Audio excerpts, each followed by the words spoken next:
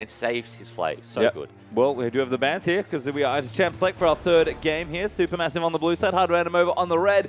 And Nivea Rise, Trundle LeBlanc is the illusion. Forehead. Echo, forehead, Echo. I don't know why they're thinking so long. Well, Maokai's up 2. Yeah. So that's the good thing here. Good, great. That's Enjoy your bad matchup. Yeah, but Echo beats Maokai, so... Yes, Echo does beat Maokai, but Maokai can be more relevant in a team fight. True. Yeah. That's the thing, is that, well, every champ loses to Echo. At least Maokai has something going for him. He loses a little bit less. Well, we'll see what happens here because the obvious first pick is the Echo. I like this move. Ban the Lucian, take the Sivir. Probably going to play something like the Kalista, but Kalista is very bad in the 2v1 after Dumbledore's roams. So yeah, like Lucio said, I think probably an Ezreal. Well, and the Graves again. That's sort of been his default, which but is, Graves again. Oh, okay. So they are banning Trundle every time. Yeah, that's actually the third Trundle ban. They did ban it in game 1. We did go back and check. Yeah. And they banned Nivea every game as well, I believe. I think these 3 bans are fine. They've got the 2 target bans. I think maybe, like, I still think that you could drop the Rise. Like, until we see it, I don't think there's any reason to be super scared. Maybe Naru doesn't play it, and that's why they're banning it. But I think as these games go on, I think if Supermassive lose this game, I think the Rise ban could get dropped. Is Kira going to play Vlad again? He did play Vlad against Lissandra and played it quite successfully. Ooh, Maokai, Tom Kench actually. So Bard still open. Liquor has not gone to it at all. And the Doja's played it 2 games in a row. Will likely be different, given that the current picks that given that there's Poppy and Echo in one game, so it will have to be actually. I think he's definitely going to pick the Vladimir. We're seeing the double threat comp from the Supermassive. If he does pick the Gragas. I think he should go Kindred here. Yeah, I think he should go Kindred. But with Poppy, Echo, Liss. They pick Gragas. Yeah, so they're going 2 threats here with an Ezreal, so that like Liss, Ezreal, not the highest damage. Maybe they're just counting on this Echo to split push to victory and then TP in with a bat and just bop them all in the head, which, let's be honest, is probably going to happen. And yeah, he does look into Vlad. The Prophet, Lucio, he knows. Nice one. That is the Vlad. I mean, but this time the pick seems much better, right? Because before it was like, I'm out of mid laners, what do I do? Yeah. What's good about the pick here? Because we've seen him play already in the matchup, like you mentioned. Maokai has the CC, and it actually helps the Vladimir to do damage instead of making sure that Liquid does crazy... Has to do the Mad Life outplay. Yeah. This time around, they have some CC with them. They have the Tarm, they have the Maokai. Again, Sivir ult. I'm really liking this Sivir Vlad combo, actually. It reminds me, it's kind of like a poor man's Sivir Rise. It is. Where the Rise is banned, but you still have this hard scaling champ who does so much damage and is tanky with Spell Vamp. Rise also has Spell Vamp, so I'm actually quite liking that combo. Well, we'll have to see how it works out this game because we are going to get ourselves onto Summoner's Rift in just a short while. Let's throw ourselves back over to the casting desk. Cheers, guys, and yeah, welcome back to the cast desk once again. Another draft coming out here, and once again, leaving up the Echo, but this time giving it over to Falcon as well. What do you guys think about actually leaving that pick open? Can't leave open Echo. I think it's pretty simple to say, right? Like, it's a pretty good champion, and whilst I agree with the desk in saying that Maokai can do better than other champions do against Echo, the point remains that Echo still wins it. It's just that Maokai's better at diffusing it, which is not really a winning factor. I do, however, like that the Vladimir is with an Echo, but I'm still more concerned that a Tahm Kench is with the Vladimir because Licorice can't engage for him this time around. Yeah, it's like a slightly better Band-Aid, right? Maokai in the top lane is still not good. But yeah, seeing Vlad come out here more by choice than the last game, because before it was just like, well, I have to play Vlad because all of these bans have come out. Anyway, we're getting into this game. This will be the third one of this best of 5 in the Wildcard tournament. Winner of this goes to MSI. So a lot on the line for these two teams. As Paige was saying, we're now in basically a best of 3 with Supermassive and Hard Random. And we're going to have the line of scrimmage. Actually kind of rare nowadays. Don't really see that anymore.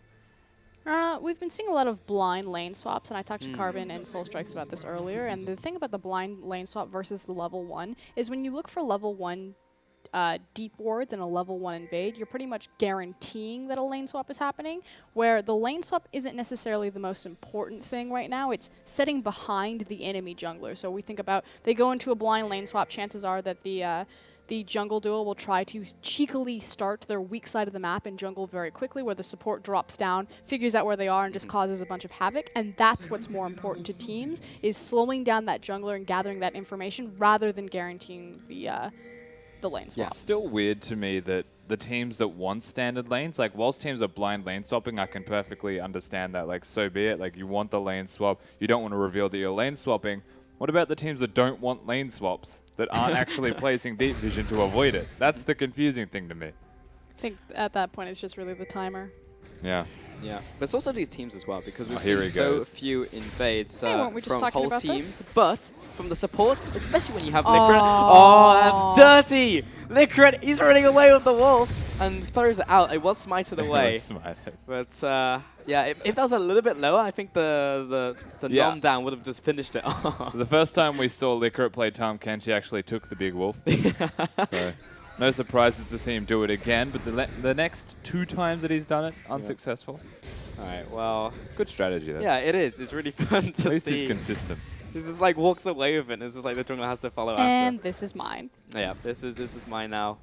Oh, you made this? I made this.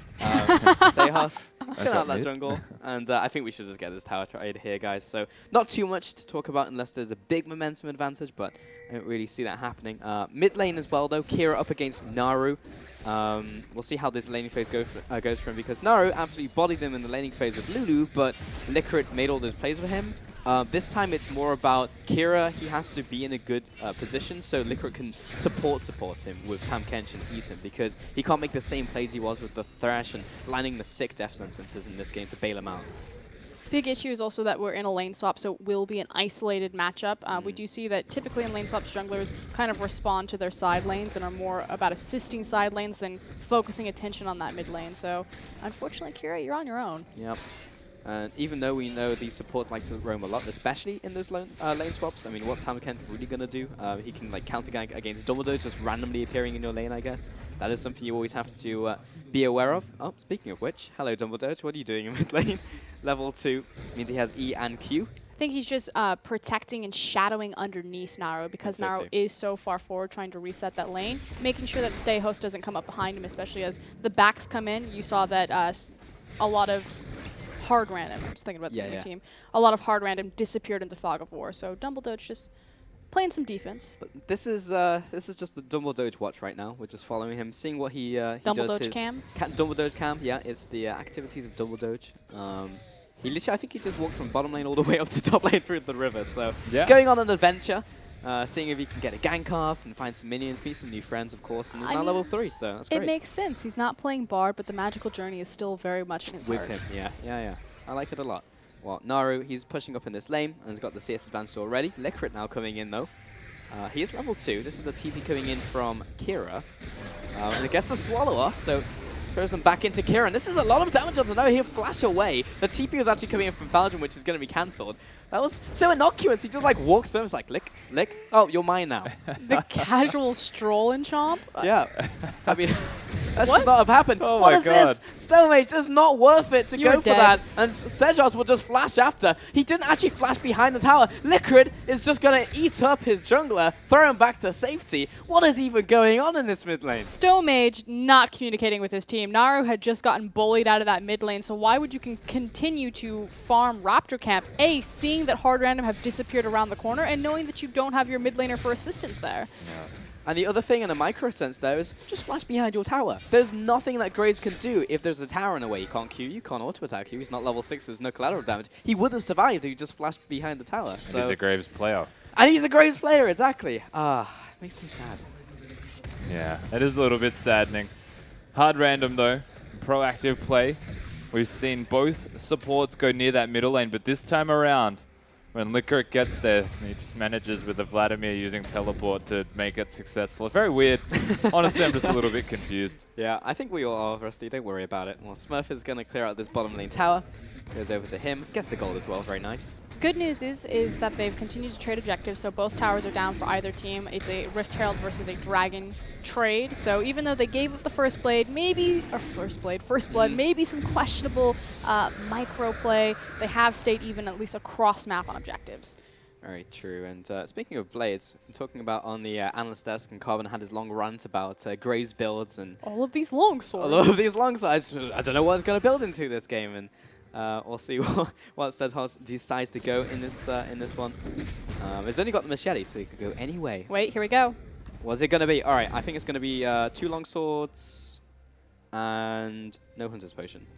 That is a lot of items. Right into the Warrior enchant and the trackers from 1 back at 6 minutes 30. That's a lot of item. There's a lot of item. That's a lot of gold he went back with. But Yeah. with that 1 kill, I can see where it all came from. That's He had a actually hilarious. machete. Yeah. And he's like, yeah, have a warrior enchanted upgraded item. I just have this imagery of What just is walking up to that? the shopkeeper and just like throws the gold on the desk like, give me that. Well, he's going to be hitting like a truck now as soon as he finds Stone Mage in the jungle. But I feel like he just rocked up with the bell-bottom jeans and left the boots with the fur. Yeah. He's super slow. And speaking of slow, bye tree. He tried to use the Twisted Advance Nice to do flash. something He's a got little spicy, and he gets out, uses the flash as well. So well played by Smurf in a very dicey situation. Falcon wasn't quite in range there to punish with his team.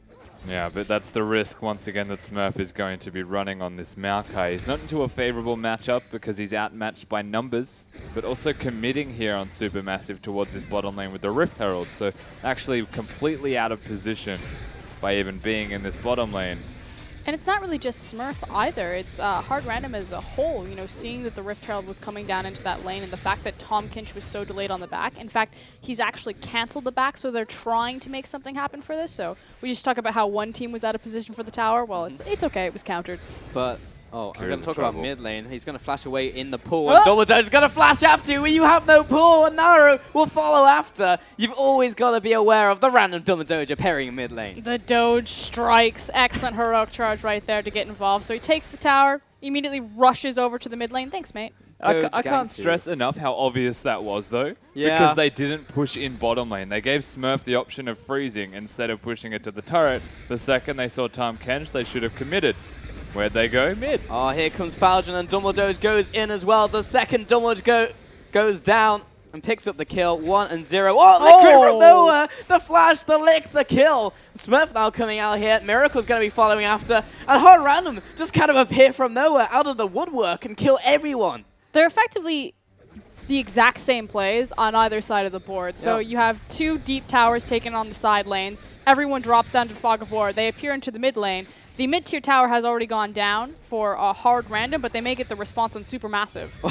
And never will I see the day that Tam Kench is leading the charge, picking up the kill onto Dumbledore. There's the Grey Health coming out, and Falcon trying to pick up this kill onto Licorice, but there's the heal out as well. Achu following up onto Smurf and Kira, but they're too healthy to kill. Licorice is just going to waddle away, and he's good to go. Another kill onto Dumbledore. I just don't understand how Licorice is making these aggressive plays as Tam Kench. Casually strolling in and doing so. Yeah, I 'Cause he just don't waddles. get it. He's got a big belly. It's very efficient play from Liquor. He's hitting the right target at the right time with every single spell that is important. And honestly, it's just good work from Hard Random.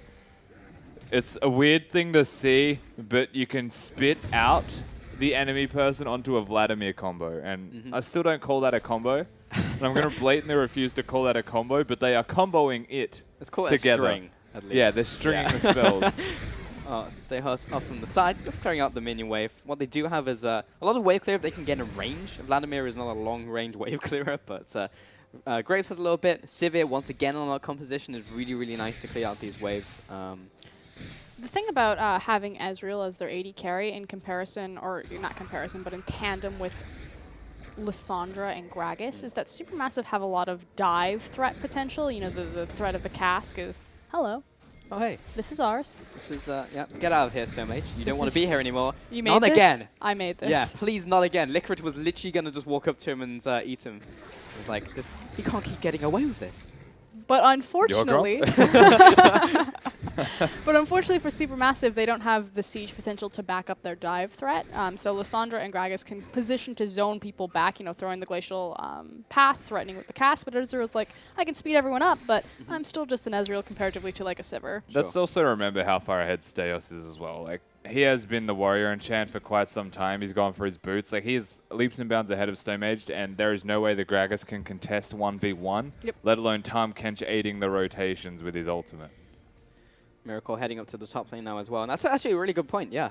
Aiding those rotations with the ultimate. And often it is like one person who needs to travel with the Tam Kench to get to an area. So have been doing very well with that so far. And here's a reminder that Hard Random have actually run this composition similarly. I called it a global comp when we saw it in the group stage. I believe that they also ran it in the tiebreaker. And they use it to compensate.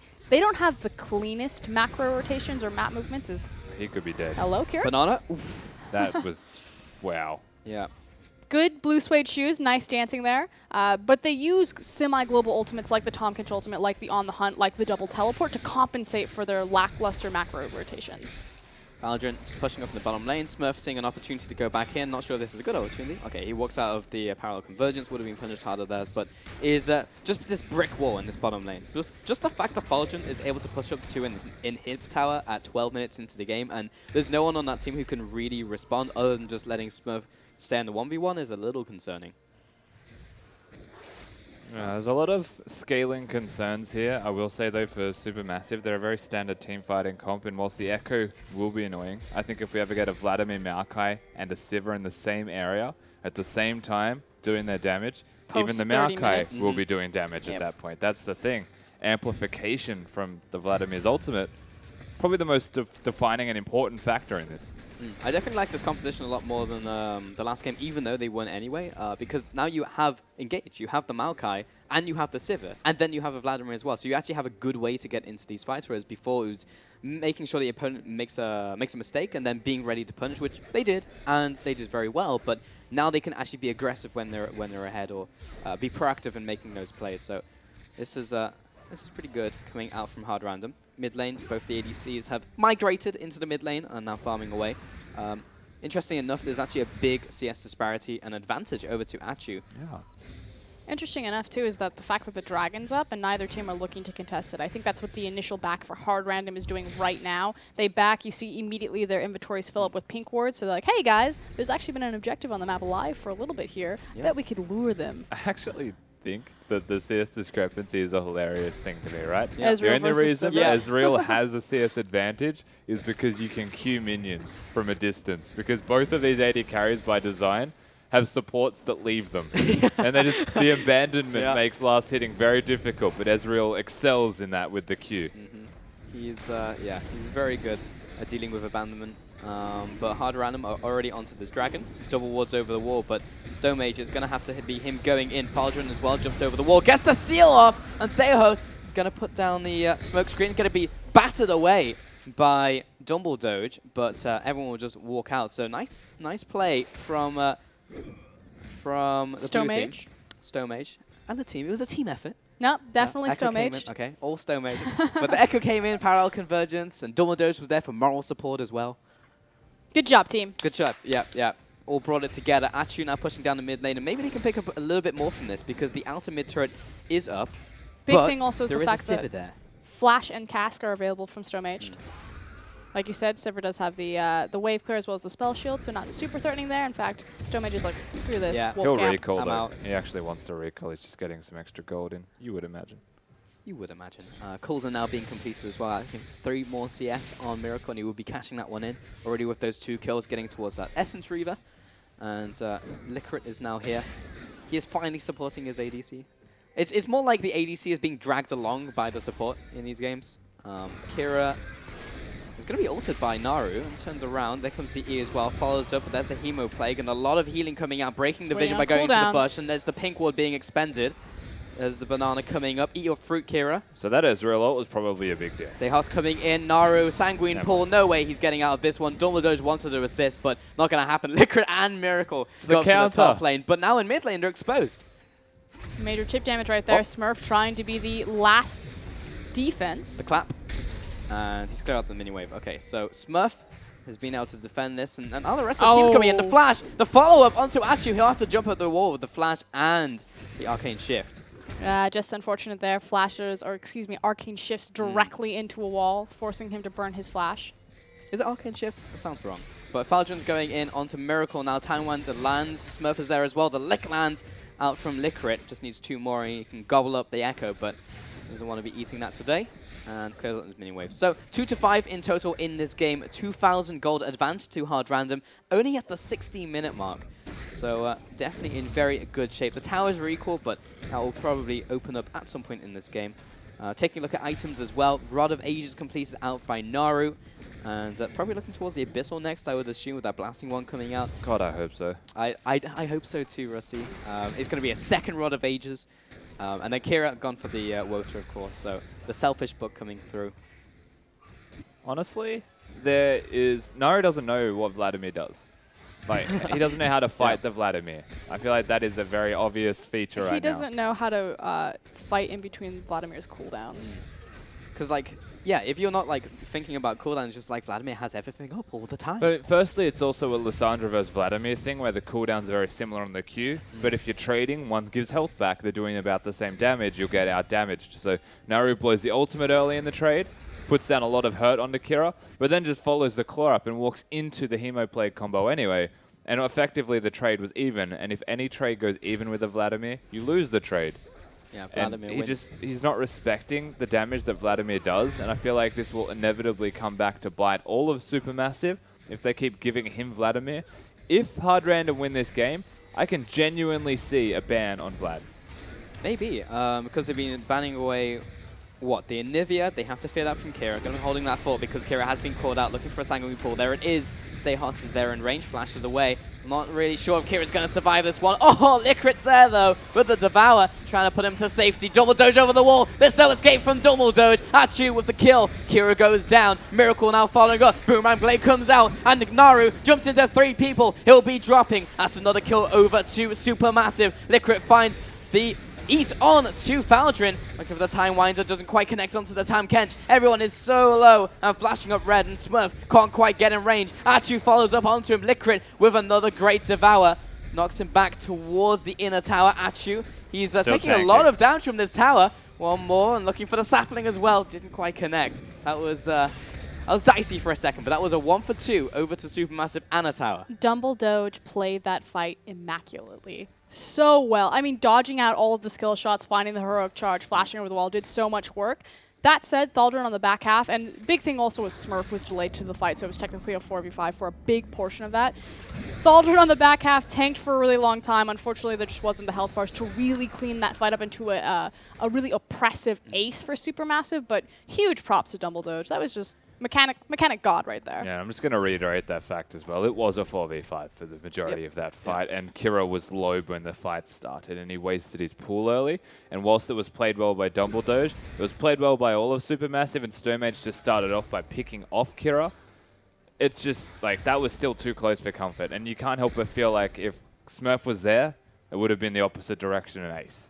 Yeah, I'm glad these games have been working out the way we kind of thought they would in terms of like the dynamics of the supports, because they really have been the ones that have been making those players, and it gives you validation as a caster. It's just like, this is how we thought it was going to go, and they really have been turning up for their teams. Dumbledore's been making the plays like in that last team fight, and Licrid, even as Tam Kench somehow still managed to engage. I don't understand how, but it's been really, really good to see. What's also really interesting is how the champion pools have affected the solo lanes. We keep talking about, you know, Kira versus Naru, and perhaps even that Vladimir ban hitting the board, as well as the contention between Echo and Maokai.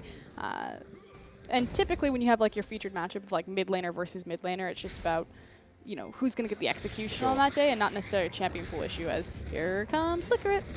The boy who needs to get out of here really, really quickly. Stay Host is there, and Licrit lands the Tongue Lash. Stomage lands the Q as well. So good disengage. Rest of the team was there to back him up. I think everyone's going to be backing away. I see Achu in that jungle there, now rejoining his team. Dumble Jones was looking for a potential flank, a potential engage, but that was sniffed out and the ward goes over the wall. Kira wants to teleport though for this dragon. They don't really have deep wards just yet, but definitely was looking and actually concede. Yeah, this dragon will be going over to Supermassive. No, they don't concede. Well, Smurf is the only one not conceding, and Dumbledore is zoning them away by himself. Keeper's Verdict comes up, knocks 2 people away. Licrid and Miracle immediately have to make the decision to get away. Wow. Miracle, great ultimate from Stomage, will secure the ADC. That's a double kill towards the Tam Kench. Smurf is going in, and the Vladimir has entered the fight, picks up one, and trying to get in range just for more lifesteal, but they're being outranged and outspaced by Achu. There's no way he can get in range now, and Faldrin is also following after. They're so short range, they can't get on top of the Ezreal. He's still, look at the auto spacing, and the Q coming out, not quite enough kills. but that is another one, and this is so down to the wire. Faldrin, he's going to go down. Kira in this 1 versus 2, he gets assassinated. Smurf now up against the Echo. He's being kited away. He's going to juke into the bush. The triple kill out for Faldrin. So yes, it is Faldrin that comes up with the triple in the end, but you said his name over and over the course of like Achu there with the Ezreal play. The fact that he knew that he had the flash, waiting for the Twisted Advance to create spacing on the Maokai, such a genius move for the outplay there to set his Echo up for success. That was the Ezreal dream, whereas you have 3 people who can't get on top of you and you're just chasing them down. But the confidence there, Arcane shifts forward, tags him with the auto attack, and he's like, I have the flash, Maokai, follow me, boy. So well played by Achu in that fight. And kind of the unsung hero, I think, of that team, because Dumbledore, he goes off and makes the plays, he abandons his ADC, and Naru gets involved because of Dumbledore, and Stomage, strong player in his own right. Faldrin, always locked in those 1v1s, and we talk about him. But Achu, he turns up, and that was one of those times where he just made a highlight reel play. It also felt really broken from Hard Random. It was not the confidence that we were expecting. I think they were honestly assuming that SuperMassive disengaged the dragon and then reactively went back in, as these two were still going at it. Kira getting I'm here. by Faldrin. I'm helping. Yeah, Miracle just popping the ult there. Moral support, I guess. Leashing the minions for top lane. Yeah. But that to me, like, so they've lost the game here, Hard Random, and they're now showing signs of not being together fully as a team. That's dangerous.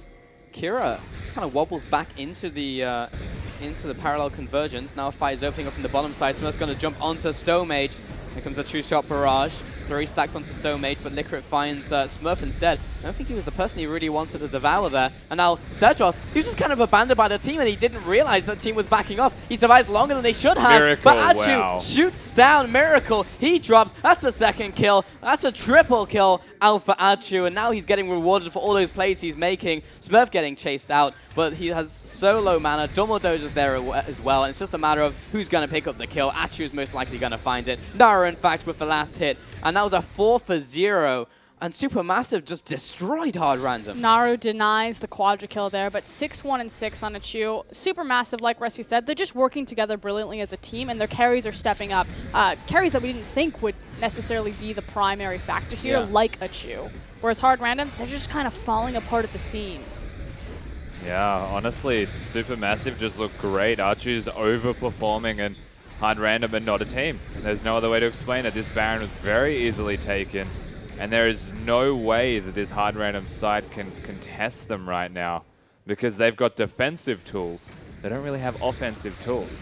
But isn't that bizarre, though? Because what they were talking about on the analyst desk is because, of course, Hard Random picked up the last game and SuperMassive picked up the first one. And generally, you have, like, the momentum. But I haven't really seen SuperMassive, like, tilt in any way. If anything, like, Hard Random been making some really curious decisions in this game. So Naru's the shot caller for the team, I believe. I think that's been Lissandra. historically accurate. He's not only on Lissandra, he played well in that second game. And that doesn't affect him because he knows he can beat Kira in laning phase. It means the shot calling's always going to be there. Live or die by your shot caller, right? Well, if the game's going good for Naru, then going good for the team. This is when things get scary for Hard Random fans, just because we know that when SuperMassive are ahead, they're so punishing about it. They've got the Baron now. They have their pick of the litter about which tower, which objective they're going to start to snowball. And even more importantly, Faldrin has the lane matchup advantage on pretty much everyone on the team. He's already killed Kira. Smurf can't really slow him down. This Echo's out of control, and they look to 4-1. Yeah, that's something that has been kind of a criticism of Wildcard teams. Like, they don't know how to finish. You cannot say that about SuperMassive. They get ahead, they will finish the game. And Kira, look at the poke damage out from Achu. He's already down to a 3rd health. And because he can't get in range of the minions, he can't sustain himself. It's Sivir who's the one who has to clear out the minions from range. If they can put him in side lane, great, but he can't really do anything against Faldrin. We've seen that, so they have to send Smurf instead. And Vladimir, when he's on the behind, he's just not in good shape. Smurf's also their engage tool. Yeah. And Smurf, Speaking of. well, he's not really dying. He is very tanky, but those aren't 2 big damage dealers. Licorice looking for someone to follow him after, cutting off one escape route, but Achu's probably just going to walk down. I don't know if Achu Whoa, knows that. okay. That's the flash being used. And Faldrin following up onto Smurf now, but just trying to get this chunk damage down. The tower's already low. They're just stalling. Check out Naru on the bottom side. They're utilizing Baron in all 3 lanes, and it's just ripping hard random across the map. One of the TPs are down, and Kira now dead. What an ultimate out from Stome. He's really been on point this game with the explosive cast. Another one onto Kira. Now the middle turret goes down. Here's the TP into the bottom lane from Faldrin. Trying to protect Naru, I think, but 2-shot barrage will chunk him out. And was that a kill? I think I actually picked something up. Now they're going on to the inhibitor. They traded 1 for 1, but the big thing is they traded 1 for 1 with the primary wave clear. Sivir is down. Look at the chip damage on that turret. That's going to be 2 inhibs for free. Naru gave his life to allow his team to pick up that tower and this inhib. 2 inhibs down. Supermassive, they can just back away happy now. They got everything they really came for. And they have so much gold right now. 7,000 gold advances. They just need to spend that and get back to base because they don't really want to fight right now when they have so much gold accumulated just lying around. Yeah, just get the dragon, just reset and work towards the 1 lane that has already been set up by Faldrin as well for success. They even have vision up there if they want to work near it. There is just absolute dominance and control displayed by Supermassive around the entirety of Summoner's Rift right now in game number 3. Yeah, really play like a different team when they're ahead. They just know exactly what to do. Every single beat is planned out. And they do it so quickly as well. There's no hesitation. It's just like 151. Let's go. And then they just execute it. And they make you play to the beat of their drum as well, right? Like it's their tempo that they put in place that you have to respond to.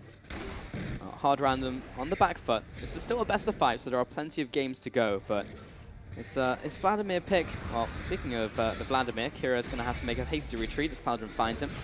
I guess the Time Winder will back away. But it does really well, and it can do really badly as well.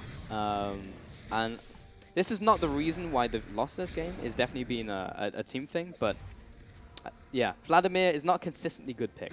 The thing that's really concerning for me, obviously, like the Echo, you can easily say, okay, Echo's won both times he's appeared in the series, ban that champion. But Gragas, like, Stomage taking the Gragas into the Graves, or historically we see just Graves run away with this, and the fact that they're not afraid to give stay hosts the Graves, they know that they can beat it, opens up their draft phenomenally because they don't have to target ban that, and so they can continue to put Kira on the back foot if they look to go that direction and continue kind of that mid lane trend. I will still bring it back to the Echo though, because what made the Vladimir good last game was because the Lulu was the one having to deal with him. No one could 1v1 the Vladimir. This time around, Echo's got solo kills now in that 1v1 matchup. Like, not many champions are capable of doing that to a Vladimir late game. Echo's probably one of the very few that can. But also in this game as well, there was a lot of unfortunate fights that happened because it looked like it would be good for Hard Ram. They group up, they have Sivir Maokai, you just run at them, and Vladimir's there to deal the damage. You can have the 2 TPs for flanks, but they were never far enough ahead in terms of the game and also vision and setting up those flanks and pressure that they could really utilize that composition, even though it looked so good on paper. Dumbledore is going to be knocking away that Graves, so it gives them a bit more time to put some damage on the tower. They have to strike within the next 30 seconds. They've got waves coming in, but their creep waves have just spawned on their Nexus tower, but the next super creep wave will start to chip damage away there. So look for Smurf. He has to pull the trigger now. This is kind of the last big fight that Hard Random have left in them. Yeah, super crepes, delicious. And Naru, he's still seating away. Just all this poke damage onto Hard Random. Smurf is trying to be the front line that they need. Miracle, he's gotta go. Great spell shield, but this tower, it's so low. But Liquid's already chunked, and Smurf tries to go in. That's not the engage that you want, and is now being knocked into the team. Here, I'll engage for you. Liquid, he's gonna try and back away with a Maokai in his belly, and now that Stomage is following up, he's looking for the kill. Liquid goes down, looking for the follow-up from Naru as well. Kira goes into the Sanguine Pool, and they go underneath the Nexus towers. That's a kill onto Kira, and now Supermassive are just all over Hard Ran. What's Smurf gonna do? Absolutely nothing. Miracle gets chunked back to the fountain, and then his ally will also drop. This is going to be, if nothing else, the clean ace and the game. Supermassive open up the base and find game 3, 2 and 1 over to Supermassive. Clinical from Supermassive. We talk about this all the time. They're one of the most punishing teams when they're ahead. They don't drop a beat. We go back to the Echo pick. You can't give them that champion. Yeah, honestly, that was played really well across the board, but for what it's worth, the unsung hero of this team in Archu has actually stepped up to the plate and he's been the defining factor in game number 3. I really think so too. And yeah, I mean, the Echo in the last game at least was more of like a mascot because it was Liquid going ham. But in this game, yeah, it was a real problem with for them because of the Vladimir, because he could do them late game. Yeah, and it comes back to what Rusty was saying, the fact that the lane assignment that they had an answer to keep Kira down when Vladimir started to get online, and it opened up so much space for Chu to just go crazy. Again, like, Echo's super sticky, and you always think about Maokai as the big zoning champion, but Echo is just running at you, setting out his parallel convergence. He's going to do the exact same thing, but he's going to bring a damage threat to it. Yeah, he can actually kill you. Something the Poppy, probably the closest threat towards doing that, can do. And guess what? They had both of them anyway. So there was no real options available here for hard random. The Vladimir is a good niche pick to have, but it should have very strict conditions with which you pick the Vladimir. You can't just recklessly go in and take it. Yeah, because this time they actually had a choice over it. Because last game it was just like, well, this is the only champion you really pick. They consciously chose to pick that one up. And yeah, the Poppy is a great point as well, because looking at Dumbledore, she's one of the only supports who actively goes and says, pick me Poppy here. And they picked it on second rotation. So really denied a lot of the resources coming out from hard random in the game. But we're going to send it over to the analyst desk to break down that game. Thank you very much. And with that, SuperMassive bring themselves up 2-1 with potentially one game to go into winning the IWCI Invitational and, of course, pushing themselves to MSI. Once again, joined on the desk by Carbon and Soul Strikes. And it just feels like the SuperMassive games, when they win, are very fast. That was a short affair. They're a very punishing team. Yep. And we've been saying that for a few days now. They know exactly what to do when they're ahead, and as soon as you make a mistake, they'll punish you for it. Yeah. I think the big thing here is the blue side. Yeah, and when they got the Baron, they had all 3 lanes pushing. They capitalized. They just know how to use this Baron buff. They got the top second tier tower, but the Lissandra was bot and chipping the bot tower down. And the mid tower was also under the siege, and they just don't. Hard random just didn't have the answer for it. I mean, so what happened after that? Because obviously, you know, there's a bit more game to play for them. We didn't just get to Baron and a push happening, you know, just because. But again, it was quite a short game. I feel like we could look at drafting again maybe, but it was, again, I feel like SuperMassive are starting to fire on all lanes now. Because, you know, it's not just like Namaru and maybe Thaldra on something like Echo really doing damage. Yeah, I think that's true. I do think at the same time that the draft has a lot to do with that. I think when they get their good champs, yeah, they play really well, but as we saw in the last game, when hard random get their good champs, they also play very well. I think there are a number of draft issues here, but I think the biggest thing was, and I think Frost really hit the nail on the head there, and that is that Echo being able to hold Vlad. When Liss went to the Vlad lane, Liss got soloed very quickly. When Echo goes to the Vlad lane, Vlad can't do anything anymore. He's completely nullified, and that allows a Chu to really open up in team fights, and he had an amazing performance. Yeah, just like what Carbon said, Achu played amazing in game today, and he just showed that Israel, he probably did most damage in his team, just went off. And that's the thing we're kind of maybe wondering, is another player going to really step up here and have a big game? Achu actually does have a big one. Lucian gets banned away from him. He takes the Ezreal, which is sort of what we expect, but it's crazy to see an 80 carry actually finally carry, because I haven't done it that much this tournament. Not at all. And I mean, even when you said that before, I said, oh, it's probably not going to happen. But I don't blame them for not doing it. But he really did. He really thought, okay, well, this game is on me, boys, because we have the Liss mid, not much damage. We have Gragas jungle again, not much damage. So really, they were running the Ezreal as the main carry, and he absolutely did. Yeah, and if he went for the Kalista, then he would have liked that poke damage. But having that Ezreal just do so much damage through the poke, and just stepping up Achu and doing what ADC are known for, AD carry. I think another thing to point out as well is you look at the jungle matchup, it's twice now we've seen Gragas into Graves. Yes, Steos is getting Graves, he's playing relatively well on it, but it feels like SuperMassive are happy to give him the pick now. I feel like he's playing more than relatively well. Yeah. I mean, he soloed him in this game. In the last game, he was almost double his CS. Like, he is... The Gragas into Graves matchup isn't good, and the Gragas is getting destroyed every time during the actual jungle phase. But because Dark Passage's lanes are winning, or at least their top and bot lane, in both the Gragas games that they won, both the side lanes won. And so the Gragas is good as an initiation tool. Gragas, you know, he's got some amazing ults, great pick. Great explosive casks for the picks. He's not even setting it up with the E-Flash. Sometimes he just throws the cask and he just gets them. So he's playing very well outside of the jungle phase, but he's absolutely losing the jungle, no doubt in my mind. Well, it's just his team, just Steos, he's playing phenomenally on his Graves, but is his team just not supporting him, and just not letting Well- him go into their full mode. At the same time, when you play Graves, you're not really supporting your team either. Yeah, So true. Well, it certainly is a team game and hard round. But I think I lost their teamwork somewhere along. We'll see if they can find it, though, because they are going to need it with the backs against the wall. We'll return for Game 4 just after this break. Don't go too far away.